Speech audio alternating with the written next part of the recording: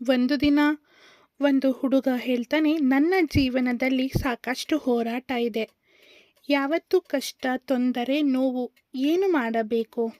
ಇಂತಹ ಹೋರಾಟಗಳಿಂದ ಬಿಡಿಸಬಲ್ಲದೆ? ಅಲ್ಲಿದ್ದ ಹಿರಿಯ ಮನುಷ್ಯ ಸ್ಮಿತದಿಂದ ನಗುತ್ತಾ ಆ ಯುವಕನನ್ನು ಕೂಪದ ಬಳಿ ಕರೆದೊಯ್ದು, ಅಲ್ಲಿ 3 ಪಾತ್ರೆಗಳು ಇವೆ. ಒಂದರಲ್ಲಿ ನೀರು ತುಂಬಿದ್ದದ್ದು. ಅವರು 3 ಪಾತ್ರೆಗಳಲ್ಲಿ ನೀರನ್ನು ಬೆಚ್ಚಗೊಳಿಸಿದರು. ಮೊದಲ ಪಾತ್ರೆಗೆ ಹಾಲು ಹಾಕಿದರು.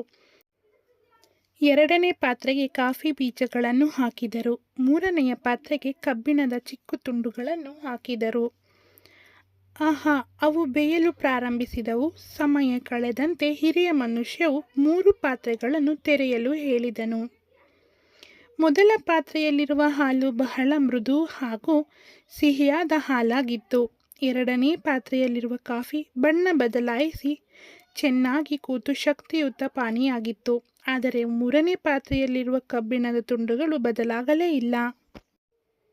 ಹಿರಿಯ ಮನುಷ್ಯನು ಹೇಳಿದ, ನೋಡು, ಈ ಹಾಲು, ಕಾಫಿ ಮತ್ತು ಕಬ್ಬಿಣವು ನಿನ್ನ ಜೀವನದ ಸಮಸ್ಯೆಗಳನ್ನು ಸೂಚಿಸುತ್ತವೆ. ಹಾಲು ಪ್ರೀತಿಯನ್ನು ಸೂಚಿಸುತ್ತದೆ, ಕಾಫಿ ಬಾಳಿನ ಅನುಭವಗಳನ್ನು ಮತ್ತು ಕಬ್ಬಿಣ ಬಲವನ್ನು. ಜೀವನದಲ್ಲಿ ನಿನಗೆ ಬರುವ ಕಷ್ಟಗಳು ನಿನ್ನ ಪ್ರೀತಿ, ಅನುಭವ ಅಥವಾ ಬಲವನ್ನು ಬದಲಾಯಿಸಬೇಕಿಲ್ಲ. ಬದಲಾಗಿ ನೀನು ಹೇಗೆ ನಿರ್ಧಾರಗಳನ್ನು ಮಾಡುತ್ತೀಯೋ ಅದು ಮುಖ್ಯ. ಈ ಕತೆ ನಮ್ಮೆಲ್ಲರಿಗೂ ಹೇಳಲು ಸಿಕ್ಕ ಸಂದೇಶ, ಜೀವನದಲ್ಲಿ ಯಾವ ಹೋರಾಟಗಳನ್ನು ಎದುರಿಸಿದರೂ ನಾವು ಹೇಗೆ ಪ್ರತಿಕ್ರಿಯಿಸುತ್ತೇವೋ ಎನ್ನುವುದು ನಮ್ಮ ಕ್ಯಾರೆಕ್ಟರನ್ನು ನಿರ್ಧರಿಸುತ್ತದೆ. ಮಾರಲ್ ಆಫ್ ದಿ ಸ್ಟೋರಿ: ಜೀವನದ ಕಷ್ಟಗಳು ನಮಗೆ ಬಂದು ಹೋಗುತ್ತವೆ.